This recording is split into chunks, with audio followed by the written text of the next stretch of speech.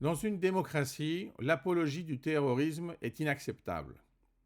Ce n'est pas simplement une idée, c'est un fait. Pourquoi?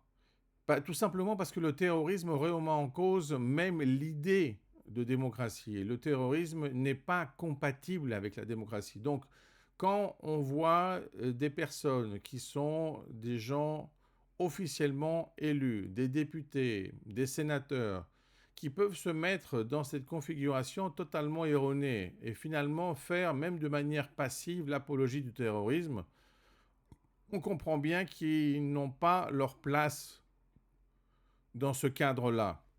Alors, cela veut dire quoi? Cela veut dire finalement qu'il y a deux possibilités. Il y a la possibilité qu'ils soient eux-mêmes victimes d'une propagande ou, bien sûr, qu'ils soient eux-mêmes responsables d'une propagande. Le terrorisme n'a pas d'excuse. Dans le cadre démocratique, si on ne le comprend pas, cela signifie qu'on est manipulé. On est manipulé de façon passive ou active, mais en tout cas, on est manipulé parce que tout simplement, en raison de cette incompatibilité, le terrorisme nuit au fondement, aux fondations de la démocratie et pas simplement à une position.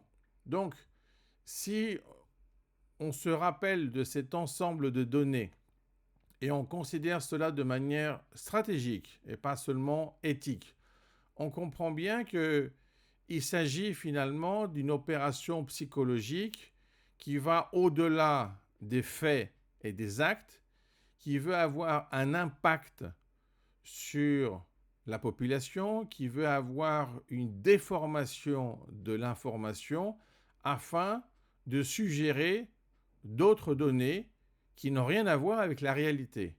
Dans ce cadre-là, on est évidemment complice de cette action, on est complice de cette propagande qui a pour but d'influencer des personnes innocentes qui ne connaissent pas bien ou pas forcément les données initiales d'un problème, d'un contentieux ou d'une escalade et par conséquent ne sont pas robustes aux attaques de la propagande.